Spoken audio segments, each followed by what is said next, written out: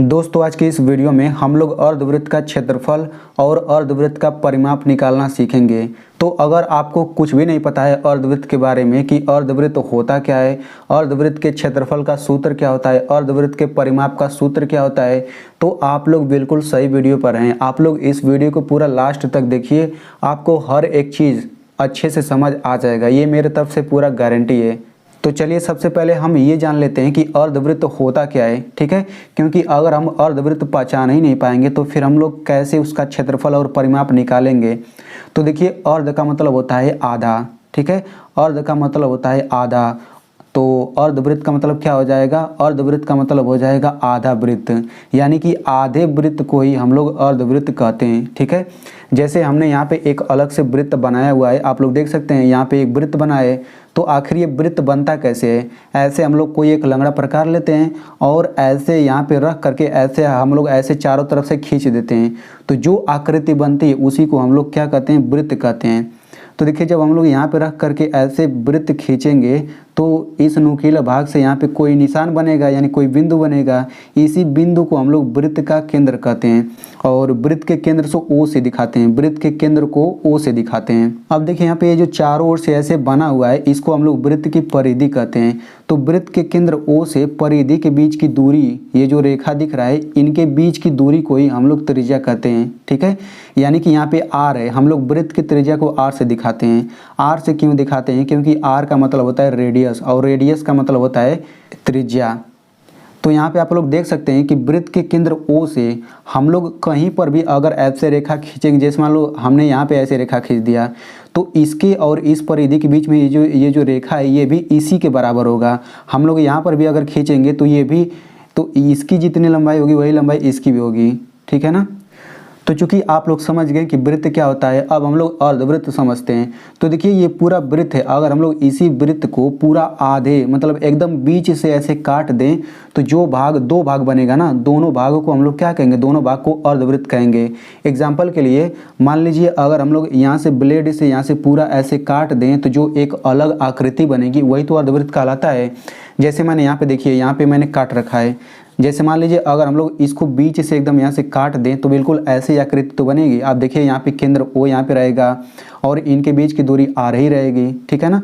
तो अब ये जो आकृति दिख रहा है ये अर्धवृत्त है, यानी कि आधा वृत्त है। तो हमें इसी अर्धवृत्त का क्षेत्रफल और परिमाप निकालना सीखना है, ठीक है। तो देखिए यहाँ पे आर है ना, इस आर की जगह कोई संख्या रहता है, यानी कि इनके बीच की दूरी मान लीजिए 7 सेंटीमीटर दे देगा या फिर 14 सेंटीमीटर दे देगा या फिर 10 सेंटीमीटर, यानी कि आर की जगह पे कोई ये लंबाई जो है ना आपको दिया रहेगा। तो आपको कहेगा कि इस अर्धवृत्त का क्षेत्रफल निकालिए, परिमाप निकालिए। तो चलिए अब हम लोग क्षेत्रफल और परिमाप का सूत्र देख लेते हैं, ठीक है। तो देखिए अर्धवृत्त का क्षेत्रफल का सूत्र होता है 1/2 पाई आर स्क्वायर और अर्धवृत्त का परिमाप का सूत्र होता है पाई आर प्लस 2r। इसमें आपको जहाँ पर भी पाई दिख रहा है, इन दोनों सूत्रों में पाई जहाँ पर भी दिख रहा है, पाई का मान होता है 22/7, यानी कि ये पाई होता है संख्या होता है। और अगर हम लोग 7 से 22 में भाग दें तो 3.14 आता है, यानी कि पाई बराबर 22/7 रखें या फिर पाई बराबर 3.14। तो जब भी हम लोग सवालों को हल करेंगे तो पाई की जगह पे हमें ये रखें या फिर ये रखें, दोनों में से कोई भी रख सकते हैं, आंसर सेम आएगा, ठीक है। यहाँ पे आप लोग एक चीज़ और समझ लीजिए, यहाँ पे जो अर्धवृत्त का क्षेत्रफल होता है 1/2 पाई आर स्क्वायर, इसका मतलब यानी कि इसका विस्तार रूप क्या होता है, इसका विस्तार रूप ये होता है 1/2 गुणा, यहाँ पे गुणा का चिन्ह रहेगा, फिर पाई लिख दीजिए, फिर गुणा। अब आर स्क्वायर है ना, तो आर पर 2 घात है, तो आर पर 2 घात का मतलब होता है आर गुणा आर, यानी कि आर का 2 बार गुणा, ठीक है ना। तो चलिए अब हम लोग एक सवाल हल करते हैं ताकि आपको और अच्छे से समझ आ सके। तो मेरे पास यहाँ पे एक अर्धवृत्त है, आप लोग यहाँ पे देख सकते हैं। इस अर्धवृत्त की त्रिज्या कितना है, 14 सेंटीमीटर, यानी कि आर का मान कितना है, 14 सेंटीमीटर। हमें इस अर्धवृत्त का क्षेत्रफल निकालना है और परिमाप निकालना है। तो सबसे पहले हम लोग क्या करेंगे, तो सबसे पहले ये देखिए आर की जगह पे 14 सेंटीमीटर है ना, तो हम लोग क्या लिखेंगे, सबसे पहले आर बराबर लिख देंगे यहाँ पे 14 सेंटीमीटर, ठीक है।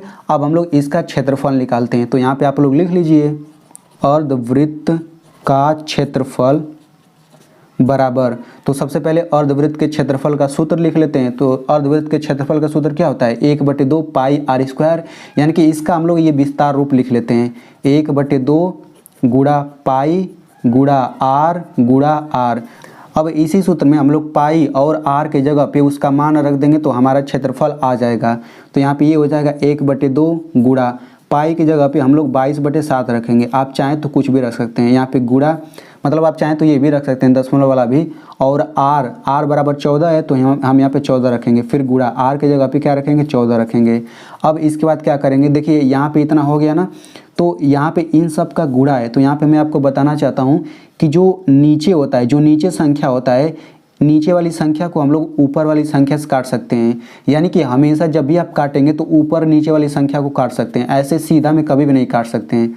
तो देखिए यहाँ पे नीचे 7 है, ऊपर 14 है, तो हम लोग इस 14 को काट सकते हैं ना, क्योंकि नीचे ऊपर दोनों है। तो ये हो जाएगा 7 दूना 14।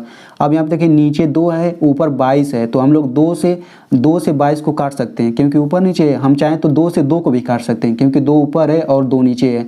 हम चाहें तो 2 से 14 को भी काट सकते हैं, तो आपकी मर्जी, आप किसी को काटिए। तो हम लोग 2 से 22 को काटते हैं, तो 2 एकम 2, 2 एकम 2। अब क्या क्या बचा, यहाँ पे 1 बचेगा, फिर गुणा, यहाँ पे 11 बचेगा, गुणा 2 गुणा 14। अब हम इन सब का गुणा कर लेते हैं, ठीक है। तो 1 का 11 में गुणा करेंगे 11 आ गया, फिर गुणा 2 का 14 में गुणा करेंगे 28 आ गया। और अगर आप 11 का 28 में गुणा करेंगे तो ये आ जाता है 308, ठीक है। तो केवल यही आंसर नहीं हुआ, चूंकि ये क्षेत्रफल आप निकाल रहे हैं ना, तो सबसे पहले देखिए ये लंबाई सेंटीमीटर में है, तो ये वाला सेंटीमीटर आप यहाँ पे सेंटीमीटर लिख लीजिए। और चूंकि क्षेत्रफल है तो यहाँ पे आप क्या करिए 2 घात लिख दीजिए, तो ये हो जाएगा आंसर। यानी कि जब भी आप क्षेत्रफल निकालेंगे तो आपको यहाँ पे 2 घात लिखना पड़ेगा, इतना आपको पता रहना चाहिए। अगर ये त्रिज्या सेंटीमीटर में है तो आप यहाँ पे सेंटीमीटर लिखिए, उस पर 2 घात लिखिए। अगर ये मीटर में है तो यहाँ पे मीटर लिखिए, यहाँ पे 2 घात लिखिए, ठीक है। इस तरीके से मेन चीज़ आपका यही है, केवल 308 लिखेंगे तो आपका आंसर गलत हो जाएगा। तो चलिए अब हम लोग इसका परिमाप निकालते हैं, ठीक है। तो इसका परिमाप सबसे पहले निकालेंगे, फिर हम लोग देखेंगे कि परिमाप रियल में होता क्या है। और मैं आपसे एक सवाल भी पूछूंगा जिसका जवाब आपको देना रहेगा। तो देखिए इसका परिमाप निकालने के लिए हम लोग परिमाप वाला सूत्र लगाएंगे। तो यहाँ पे हम लोग यहाँ पे लिख लेते हैं कि अर्धवृत्त का परिमाप बराबर हो जाएगा। तो परिमाप का सूत्र क्या होता है, पाई आर प्लस 2r। तो हम लोग लिख लेते हैं, ये हो जाएगा पाई आर प्लस 2r, ठीक है। तो इसमें भी सभी का मान रख लेते हैं। तो चूंकि r बराबर 14 ही रहेगा, यहाँ पे मैंने लिख लिया है।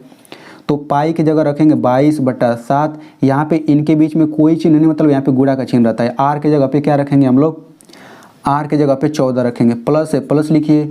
यहाँ पे 2r, इनके बीच में कोई चिन्ह नहीं, मतलब गुणा का चिन्ह होगा, 2 गुणे r का मान हो जाएगा 14।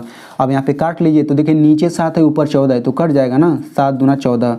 तो 22 दूना कितना हो जाएगा 44, प्लस यहाँ पे हो जाएगा 14 दूना 28। इन दोनों को जोड़ लेते हैं तो 8 4 12, 4 2 6 1 7, ये 72 आ गया। तो चूंकि अब यहाँ पे हम लोग क्या लिखेंगे, ये मेन चीज़ है। तो देखिए सबसे पहले आपको समझना पड़ेगा कि परिमाप होता क्या है। तो देखिए परिमाप रियल में होता है ना, चारों ओर की दूरी को ही हम लोग परिमाप कहते हैं, ठीक है। जैसे हम लोग इसका परिमाप निकाल रहे हैं ना, तो इसका परिमाप क्या होगा, चारों ओर की दूरी, यानी कि यहाँ से लेकर यहाँ तक की दूरी और यहाँ से लेकर यहाँ तक की दूरी, यही पूरा चारों ओर की दूरी होगा ना। तो इसके चारों ओर की दूरी ये निकला है 72। लेकिन देखिए ये सेंटीमीटर में, तो ये भी तो सेंटीमीटर में आएगा। तो चूंकि दूरी है तो यहाँ पे सेंटीमीटर आ जाएगा, अगर यहाँ पे मीटर आता तो मीटर आ जाता है। तो इस तरीके से इसका परिमाप आ गया।